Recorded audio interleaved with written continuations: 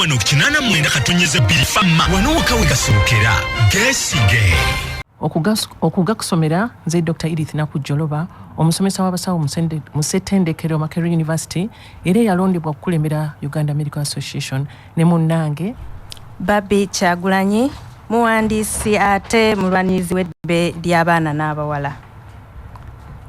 Entebbe Express egaddwa lwa bomu. Oluguudo lwa Entebbe Express Highway lukedde kuggalwa enkya ya leero olw'ebitongole by'ebyokwerinda ebitegulula bomu tewali mmotoka gye bikkiriza kuluyitako.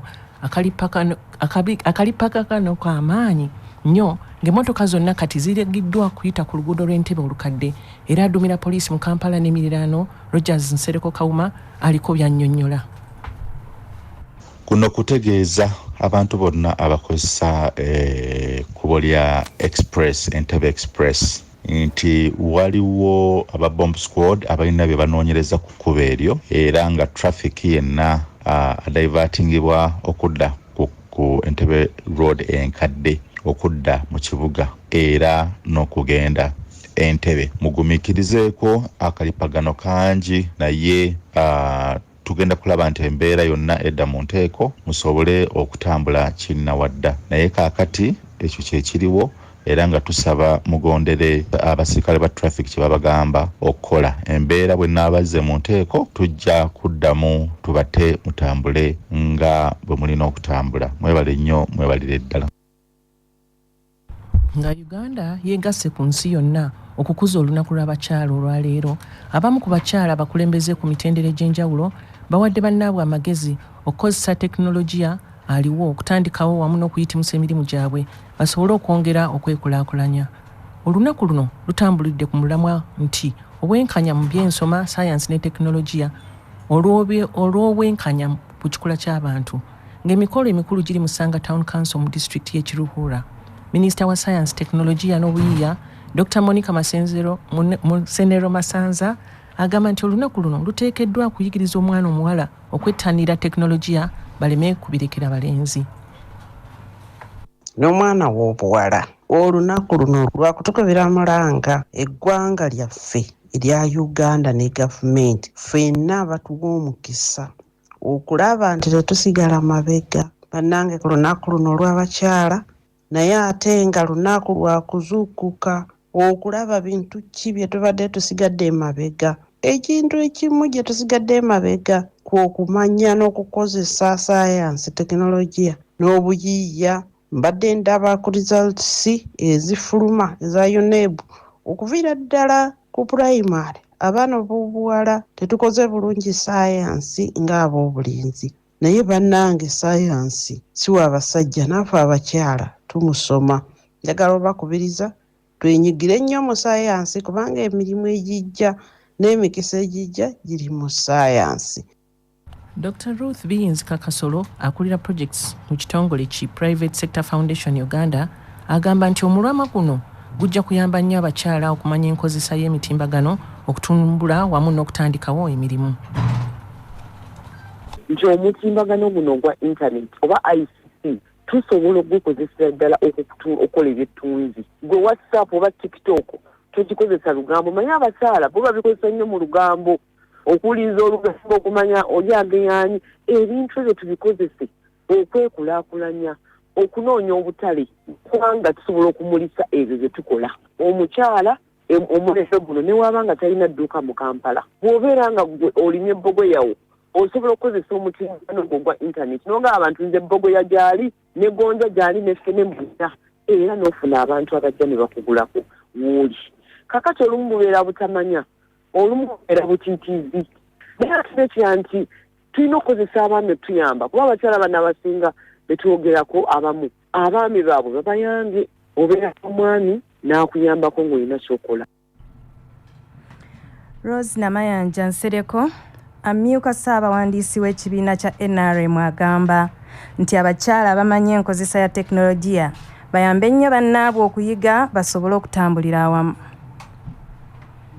Mu Uganda abasawo abakyala bali ebitundu 37 ku 100, bayinginiya bali ebitundu 7 ku 100, abakubi ba plan oba architects bali ebitundu 2 ku 100. Butunulira social media n'olwekyo digital divide abakyala bakyali mabega ku bya technology. Botunulira mu mirimu egiri mu government abakola mu bitongole ebirimu ICT abakyala bali ebitundu 31, abami nga bali 68 n'okusoba. Ekirala nti ku social media ono mu kifo ky'okuvumirira social media twongere kunnyonnyola abantu n'abakyala bonna wamu nti social media tumukozesa tutya okufuna sente, kubanga ensendala zikozesa social media kufuna sente so silwalirwo. Kanolwekyo ogwaffe kwongera kubangula mwana muwala akozeseza atya social media okwejja mu bwavu ng'alanga byatunda ng'asomesezaako abantu n'ebirala ng'ebyo. Ye Minisita omubeezi avunaanyizibwa ku tekinologiya ow'ekitiibwa Joyce Juliet Nabbosa Ssebugwawo agamba nti wadde nga enkola ey'okukozesa emitimbagano nnungi naye abakyala bateekeddwa okugyegendereza ennyo. N'olwekyo twebaza abakyala nti bagenze nnyo mu maaso mu kuyiiya, bakoze ebintu bingi nnyo ebyali tebiriiwo, baluka balima ebintu bingi, basobola okuteeka ebintu byabwe bye bakola ku masimu gaabwe. Abakyala waliwo ekigambo ky'amasimu, wadde nga amasimu malungi nnyo gatuyamba kakati okwekulaakulanya, naye ate era amasimu tuleme galekera nnyo baana abato, kubanga ate kuliko ebintu ebitali birungi ku masimu kati betuzudde ate ebyonoona abaana baffe. N'olwekyo naddala abakyala kuba musinga okubeera okumpi n'abaana, timwegendereze nnyo amasimu gano, abaana engeri gye bagakozesaamu ate galeme kuboonoona. Ye Hajati Sofia Nalulejjuuko, ssentebe w'akakiiko akalwanirizi k'obwenkanya aka Equal Opportunities Commission agamba nti abakyala waliwo bingi ebiteekeddwa okusooka okukolerwako mu ggwanga okusobola okuwa abakyala omwagaanya okweyagalira mu mulembe gwa digito. Mu Uganda gamazima gali nti abantu bakozesa nnyo amasimu era ennamba y'abantu abalina amasimu yo yeeyongeredde ddala, naye challenge ezimu ze tukyalina mu Uganda kwe kubeera nti network coverage olumu ebeera nzibu, naddala mu bifo ebyo ebiri ewala amasannyalaze kwakakati okusobola okukozesa essimu yo olina okubeera nga ogikyaginze.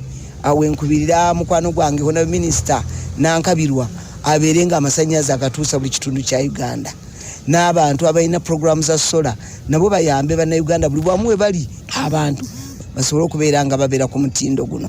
Era njagala kukubiriza abakyala bonna gye bali bagezeeko okubeera nga babeera ne skills ezikozesa endigito. Ye Minisita w'ekikula ky'abantu emirimu n'enkulaakulana Betty Amongi agamba nti gavumenti ekola ekisoboka kyonna okulaba ng'eziba emiwaatwa egiremesa abakyala okunyumirwa science ne tekinologiya. As you are aware, His Excellency the President has refocused this year's budget on paying for science teachers and ensuring that both in primary and secondary we have science teachers motivated. So the issue of science teachers from the lower level to secondary to the university prioritized is very important to address that gender gap. The infrastructure in schools and in technical institutes where science and technology on skills training are being prioritized in, and government has established technical institute in all the 12 sub-regions in the country. Also under UCC and Ministry of ICT, they are distributing computers in all government secondary school with internet to facilitate that access to internet. Ebyo nga bikyali awo, Ssenkulu w'ekibiina ki Men's Forum Against Domestic Violence Lauben Muhabuza asabye gavumenti erowooze ku baami mu nteekateeka zaayo ng'emu ku ngeri y'okukendeeza obutabanguko mu maka. nga tugenda ku lunaku lw'abakyala olunaku lw'enkya n'ennaku zonna ezigenda okuddirirawo nti enteekateeka gavumenti yonna gyeyina ey'okutumbula abakyala abaami babeere namba 2 kubeera ku mwanjo nabo basobole okuwagira abakyala baabwe, kubanga tojja kukwata embuzi ogiwa omukyala ng'omukyala okimanyi nti agenda kugirundira ku ttaka ly'omusajja ate tebakkaanya yabba endagaano y'ekibanja yamuzaalira abaana batali babe mwenzi muzibu olowooze nti agenda mukulaakulanya mu maka abantu bali bateeka okuba nga bakulaakulanye kati gavumenti bw'ereeta enteekateeka yakuggyako omu kiba kitegeeza nti abasajja bw'obaleka emabega kubanga jjukira nti abasajja batwala ebitundu 7 awaka kati omuntu atwala ebitundu 7 bw'omuleka kiba kitegeeza omwetaaga nnyo era abawulira eddoboozi lino gavumenti ng'eteekateeka olunaku lw'abakyala ne minisitule w'obugenda abasajja bateeka okuba ku mwandu okulaba nga bawagira abakyala baabwe. Muhabuzi akuutidde abaami obutageza kutwalira mateeka mu ngalo kubanga kafuuka kakodyo kakubabbako bintu. Vayo Europe mwe abayina emisango giri mu kooti nga bali mu kugibuzaabuza vayo tuukirire tugende tulabe ani akubuzaabuza mulamuzi kikaaki ani yamukuza ani yamuteekateeka tulabe ekyo twasaba ne president nti ekooti z'amakazi lwaki kooti y'amaka ebeera mweta omulamuzi nga talina na musajja nga tebamuwasanga nako naye nga yasala emisango gy'amaka talina wadde mukyala twagamba dda ne mwami okyora nti department za poliisi zibe omuntu akulira ate famire y'amaka nga naye yennyini talina gyafumba nga talina na wadde gyawasa nga ate yatula mu nsonga z'amaka kati omusajja bw'ajja ng'alina obulumi anaabutegeereza naye talina mukazi. Abatuuze ku kyalo bakijjulula mu ggombolola y'e Bulera mu disitulikiti y'e Mityana baguddemu ekyekango. Omuntu ow'okuna bw'afiiridde mu ddaamu ya kampani enkozi y'amajjaani eya Tororo and Mityana Company T-Estate tamutteko. Omugenzi ategeerekese nga Ngalambe John Bosco w'emyaka 6 kitalo ddala. Omusasi waffe Membe John yalina ebisingako awo. Wetuukidde mu kifo kino tusanze abatuuze bali mu kaweefube ow'okugyayo munnaabwe yafiiridde mu mazzi oluvannyuma lwa DPS w'Emityana Omusomesa okubategeeza nti amawulire g'okufa kw'ono agategedde kawungeezi nga mu kiseera kino akwataganye ne balubbira wabula nga bagenda kukeera olunaku olwaleero okugyayo omulambo. Bano bategeezezza nti omuntu ono kati waakuna ng'afa mu nfa bweti wabula ng'obuzibu bwonna babutadde ku kampuni eno etaafaayo kusiba katimba ku mazzi gano kyokka nga abatamiivu bayitawo bangi ng'ekkubo lino liyisa n'abayizi abagenda ku masomero. Tukuba emiranga tugamba batuyambeko ngo tebakoze tebatufaako kati omuntu waffe era ngo yaguddemu kati mu kugambira kwe kuva oba banaatuyambako tutya ngo tukole ki twetaaga security twetaagisa security wano baje batuyambe omuntu waffe tukole ki tuyamba nga amazi tugafuna tumujeemu naye batutereko security emala. Security ekije mwagala twetaaga kakatimba oba oli awo kubanga nange omwana owange asobola okuva ku ssomero n'agwamu okiraba tuba tufuna obuzibu ng'obwo naye security tugisaba etuyambe daamu eteekebweko akatimba. Daamu eno yenkana etya? Nene kubanga bw'ogenda eri mu makati oyinza n'okufiira n'okusukka ekkubo liri baaliziba kampuni yennyini n'etugobayo naye kampuni bwe banga esobola otuwa obuyinza oba esobola otuyambako etutereko akatimba oba etuwe security emala. Ono omuntu akomeka yakafiiramu balinga bana ne buli omu abiraba bulabi bw'atyo ne bikola ki ne bikomaawo. Mumbadde mwagala omuntu mumugjeyo tubadde tusaba tumugjeyo tumuteeke waka ayina abantu be naffe weetuli. Poliisi etugambye nti ejja kujja ku makya. Mu kwogerako ne DPS w'Emityana Omusomesa ategeezezza nti enkya ya leero bagenda kubukeeza nkokola okulaba nga bajja mu kifo kino ne balubbira okuva ku nnyanja Wamala okulaba nga bannyulula omulambo gw'omugenzi. I am aware of that droning. Yeah, I've told the OC that it is already night, that we are supposed to use the fire brigade. So I have told them, let them preserve the scene and we shall be there very early in the morning. Yeah, we shall come. I myself personally, I will be there. Let's move away, leave it the way it is. We shall come in the morning. In the morning, we shall be there very early. It's already 8, so it's also very dangerous for officers to go into the water 9 hours. Manager wa kampuni eno Francis Mukonyeze ku lukomo lw'essimu ategeezezza nti kituufu ddaamu eno yaabwe wabula ebisingawo tutuukirire OC wa police station y'e Bulera. You are talking to an individual. The dam belongs to the company. So in any details regarding the publishing and all that, and if they publish the cause of that, then they would refer you to the human resource manager, the spokesperson of the company, but not me. You're actually consulting the wrong person who may mislead you the more. Utuviridde ku kifo kino kusanga mukaaga ez'ekiro tulese abatuuze bapondoose n'emiti gye babadde batemye okusikayo munnaabwe nga bagirese oluvannyuma lwa DPS okubategeeza nti be balina obuyinza okugyayo omulambo guno. Ku lwa Cbs Fm Emmanduso leediyo abavubuka b'omulembe omutebi nze Membe John mu disitulikiti ey'Emityana. Mu mboozi yaffe ey'obutonde bw'ensi nga tujaguza olunaku lw'abakyala tukuleetedde omukyala eyasimatuka Ssaabayeekera Joseph Kony. nga kati alabirira nsolo za mu ttale. Omusasi waffe Diana Kibuuka alina ebisingawo. Barbara Alapo ye mukyala akulira abalabirira ensolo ku Uganda Wildlife Conservation Education Center Entebbe Zoo. Mu Lungereza bamuyita animal curator. Omulimu gwe gwakulaba nti ensolo zonna zisula bulungi, ziridde bulungi, ate saako n'okulaba nti ezo ziba zeetagisa okufuna obujjanjabi zibufuna. Omulimu guno agumazeemu ebbanga erisukka myaka 15. Wabula katono ekirooto kye kino kye yeegomba okuviira ddala ku myaka 9 ekyokukola mu bisolo kife oluvannyuma lw'okuwambibwa kkoni mu mwaka 1996 bwe yali asomera mu ssomero erya Aboke Girls. Abawamba babajja mu doomu, babajja mu class. Batujja mu doomu. Sawa meka. Sawa zaali 6. Ogwekiro. Gwali Independence Night. Bajja ne bamenya amadirisa ne bayingiramu. Ali mu senior 3. Ato bawamba kuva mu senior 1 paka senior 3. Twasulanga mu nsiko. Oh my God. Twasulanga mu nsiko.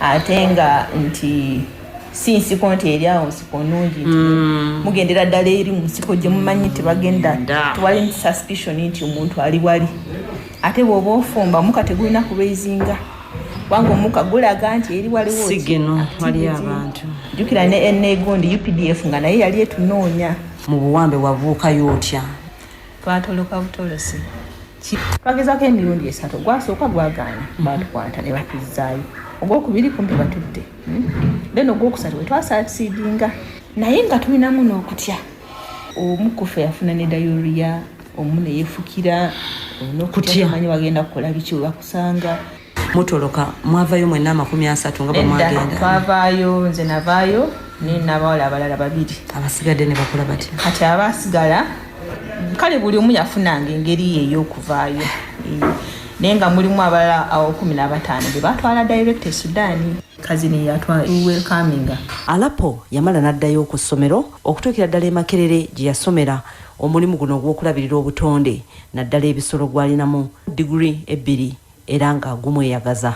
Ekintu Katonda kyatuwadde ekirungi ennyo butonde era ensolo zezimu kuki butonde bw'ensi so no tulina ozikuuma kati bwe tuzikuuma obulungi nakyo kitupikira okukola ki bagamba mukuuma ne muyitirizaane mutalina buugi bwanywa mweno ensolo muziwa obuugi zirina kunywa sukaali zirina kunywerako amagi eryenvu supplements calcium biki kati mu ebyo temusobola biwa muntu naye ate ensolo zibirya anti kati ffe tuli mu nsolo era tukuliza n'abalala abali mu malwaliro amalwaliro ga gavumenti yonna yonna gye bali basomeyo ku ffe nti bwe baleeta eddagala ly'omulwadde baliwo omulwadde era ku budde amazima gennyini ku lwa 89 katonyeze 2 Emmanduso radio y'abavubuka b'omulembe Omutebi ndi Diana Kibuuka. Business News amawulire g'ebyobusuubuzi wano ku 89 katonyeze 2 Emmanduso. Business News amawulire g'ebyobusuubuzi. Mu kujaguza olunaku lw'abakyala olwaleero bo abakyala abakola emirimu egy'enjawulo beekokkodde abaami abasudde obuvunaanyizibwa bwabwe mu maka. Omusasi waffe Farida Bongole yalina ebisingako awo. Abakyala bayaaye okuleka abatuzaala okutandikira ku myaka 2 okutuukira ddala ku myaka 3 oba 4 bayaaye bonna buli gwokwatako ayagala ssente tewakyali mirembe. Newankubadde nga olunaku olwaleero eggwanga lyegase ku nsi yonna okujaguza olunaku lw'abakyala naye bangi naddala bamufuna mpola bagamba nti terukyalina amakulu okuggyako lwabo abali mu gavumenti nga n'abandi bagamba nti abasajja be bandirujaguza kubanga bawerako be bafuuka abakazi nga bagala kuweebwa buweebwa. Tutandikidde ku bakyala ab'omu butale. Lwandivuddewo ne lufuuka lunaku lw'abaami kubanga obuvunaanyizibwa bwonna bwaggwawo kati abakyala tulinga basajja buli kimu tukyekolera. Nowuli gwowulira akugamba njagala alina bambi mutuyambe muswala mmwe mwenyini mwe muba mufuuka abakyala mwe muba mutandika okujaguza osanga abakyala 8 ku 10 nga buli omu akugamba yalina obuvunaanyizibwa bw'ewaka nga abaami bo babeerawo obubeezi n'okwewaana beewaana nze omukazi atalina ssente talina kyanyamba. Bali badde olunaku lw'abakyala lukoma ku bamaama baffe naye essaawa eno buli mukyala gw'osanga nga si mukulu aba yeenoonyeza bibye ndowooza obawulira bakugamba beetaaga ssente obufumbo bwa mpankuwe buli kimu beetaaga ssente. Tutuuseeko ne ku bakyala abatunda ebyokwewunda by'abakyala naddala ab'okugazalandi mu Kampala. N'olabirira omusajja n'omusasulira akazigo n'omuliisa n'omwambaza akola gumu gwakuzaalamu n'akulekera obwana n'olabirira. Abaami bajja kuzoolwa abakyala bambale gomesi bayimbe. Siina lunaku lw'abakyala lwempuliddemu ndi ku mberenga na kyayi anti ssente tetulina. Museveni twamugamba atudduukire wano ku Gazalandi atuwe ku kasente twekulangulanye awabalinamu. Kati olunaku lw'abakyala mba nduwagazaaki ninga musajja nze sirumanyi. N'abakyala b'omu Kinnamwandu naddala abafumba emmere beekokodde abasajja. Abasajja twabakoowa tebakyayagala kutwala buvunaanyizibwa nga balabirira mukazi omu. Baagala abakazi 8 kati ekivaamu bo be baagala mbu babalabirire. Kolayo ebiri ng'atwalira mujjawo kati ffe twakoowa katukole ezaffe tujja beerawo. Tetulina kwaliba tulina kutuula waka mwami atulabire. Si omanga nti babajja mmanju. Mmanju ki? Mbadde nga bano mu Kinnamwandu mwayagala. Tebakyayagala kukola. Baani? Abasajja. Tebalabirira baana bali awo. Taata w'abaana bamuwasa ne bamutwala. Ffe ne twesigalira wano tukola abaana tubalabirira bali abanywa era banyirira. Bo bakola gwa kwewaana nina omuwala wange siniya 6. Era balina n'obeera ewaka bafumbe singa batemyera dde endagala ne bafumba kubanga kye basigalira kyokka tebakyalina buvunaanyizibwa bulala. Kituuse ne ku ekyo batemesa endagala. Yes, kubanga tebalina buvunaanyizibwa wadde tebaweerera baana tebaleka ssente waka. Ye omubaka pulezidenti mu Kampala Amina Lukanga awadde enjuyi zonna amagezi. Abaami baffe mbasaba muddemu mu renewing emyoyo gyammwe muddemu eddiza obuvunaanyizibwa mulabirira amaka gammwe ffe abakyala tubayambeko nti bwe mbasasudde school fees tekitegeeza nti teeka goobe nga tosobola kunoonya zisasula school fees addako. Rachel Namwenda katonze 2 Cbs Emmanduso nze Faida Bongole mu Kampala. Olusekese lw'ebyemizannyo Sports News Beat wano ku Emmanduso olusekese lw'ebyemizannyo. Nga twetegekera empaka ez'akamalirizo ez'ebika bya Buganda, ttiimu ezaatuuka ku luzannya lwa finals zisabiddwa okwongera okweteekateeka okusobola okwolesa omutindo omulungi. Empaka zino zikomekerezebwa ku lw'omukaaga lwa Sabbiiti eno ng'olugave lutunkana endiga mu gw'abasajja ogw'ebigere so nga mu kubaka engeye ettunkana mamba gaabunga. Ssentebe w'olukiiko oluddukanya empaka zino Katambala Haji Sulaiman Magala asabye abakulu b'ebika bonna mu Buganda okukunga bazzukulu baabwe okujja mu bungi mu kisaawe ewankulukuku. Nkubiriza bajjajjaffe bakatikkiro b'ebika ebyenjawulo okubeera nga mukunga abazzukulu mu bungi okubeera nga bajja tumalirize enteekateeka eno gye twateekateeka obulungi ng'ate mukijjukira bulungi twagiteekerateekera mu bago pya. Nkubiriza team managers bonna okuleeta abantu baffe bonna be twatandika nabo emipiira gino tugikomekereze. Njagala okusaba abazzukulu ba Buganda mwenna naddala abavubuka Ssaabasajja Kabaka bwe yakwasa omulembe guno omutebi okubeera nga mweyuna enteekateeka eno mujja tuyimirire wamu buli tunaayimirira wamu tujja kuba tulaba gye tulaga. Mukama bampera omukisa nga mujja. Nga tugenda mu geebweru bingi byogeddwa naye bino binajjukirwanga nga bikutuusibwako Yuga Chick Poultry Breeders Limited abatunda enkoko eza broilers ne layers emmere y'enkoko ey'omutindo awamu n'eddagala. Yuga Chick Poultry Breeders Limited ku lw'obulunzi obuzza amagoba. Ebimu ku bikakkanya ekitiibwa ky'abakyala ensangi zino be bamu okuganza abatali ba myaka gyabwe. Katwejjukanye endowooza z'abantu ab'enjawulo ku nsonga eno. Abakazi balizuula ati nno tebalina kwambala mpale obufumbo bujja kuddamu butereere. Osobola okuba nti omuteekamu emitwalo egiwera 2 3 buli lunaku. Osobola okuba nga osobola omuvuga n'omutwalo ku mulimu n'omudropinga webadde akozesa omutwalo ogwa buli lunaku nga taguteekamu naye ng'alina akalenzi kamu 15,000 n'aga nti oyo ye mwami. Nkugambye amaka 10 kizibu okusangako amaka wadde erimu ng'essimu y'omwami n'omukyala zikwatagana. Okakasa tewali buli omu ateekawo essimu y'ensibe. Abakazi b'ennaku zino bwe bali WhatsApp bwenzi obwasookera ddala obukulembedde ensi eno. Kaakati abakyala basaana beetereeze obufumbo bw'ekitiibwa. Bw'ofumbira omwami wadde kaami katono wadde kafaanana katya manya nti ako ke kaamiko ako. Tuli ffe twali tukuula abasajja n'ensangi zino bo be batukuula. Kakati bw'oba olina ennyota nga ya musajja ofunayo muvubuka muto oyo ne bw'oba omupangisiza n'omusasula asobola okubeererawo. Kati ompangisa nga mmeka? Tekyetaaga na kupangisa kiri awo kuba nabo balina era ebizibu byabwe. Bw'afuna maama nga n'amuguliranga ekyemisana n'ekyeggulo n'amuwa ne transport amubeezaawo era n'addiyo ekibuga n'abeerayo naye kimubeeza okutereezaawo kanange ekizibu kyange kyenjagala akimmalidde nabo baletaka keya yakulya bwana bo tebakyayina bali ku street benjeera bwenjeezi si mukwano naye ensonga za byanfuna kati kyobola nti abavubuka baagala bino ebikazi ebikadde naye ng'ekibagaza ebikazi ebikadde kuba kusoberwa kati omuvubuka omuto ate bwakwana gwe maama kwegamba akumalako ebirowoozo byonna n'owulira ng'ate omutima guwewedde naffe kyova olaba nga tubeera bwe tutyo olaba ng'owewedde olwo gwe omwoyo mumekawo omuvubuka omuvubuka era muteesa n'omugaa munnaaye weeyiyeyo akasaati kaako abakyala mususiza obwenzi abasajja mugenda batemula butemuzi abakazi bafuuse bapakasi mu maka gaffe seetezo n'afuna mu transport n'agenda wa boyfriend we ate mujjukireza abakazi tebakyawa we yasookerako ayinza n'okuddamu n'addamu n'amwagala kubanga iwo ayina waasula otasobola mupangisiza waasula abakazi mulekeraawo obwenzi naye omusajja bw'okwata mukazi wo ng'ayenze kuba enduulu abakazi abenzi bonna mubakwate mubaze waabwe. International News gano ge mawulire okuva ebweru w'eggwanga wano ku Emmanduso. Aboludda oluvuganya mu Democratic Republic of Congo si bamativu eri enteekateeka za President Felix Tshisekedi ez'okwongezaayo okulonda mu ggwanga eryo olw'embeera y'ebyokwerinda etali nnungi.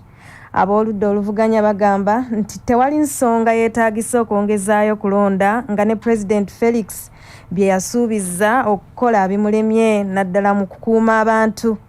Emyaka kati giwezeena nga tewali kiteekeddwa mu nkola era okulwanagana kugenda mu maaso mu ggwanga erya Congo. Wegabadde ag'obudde buno nze Dr. Edith Nakku Jjoloba atudde ali Mmengo onkubiriza abakyala okulabirira ennyo amaka gaabwe n'okwesiga Mukama mu byonna n'okuweerera abaana naddala ab'obuwala.